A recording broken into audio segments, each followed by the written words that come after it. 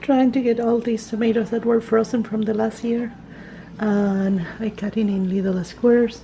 I will do like a pomarola sauce, that is a tomato sauce. All this extra stuff that I cannot use. Oops, I don't know why I start there.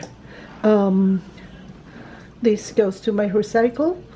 And okay, let's see how many little cans of pizza sauce, pomarola sauce we get.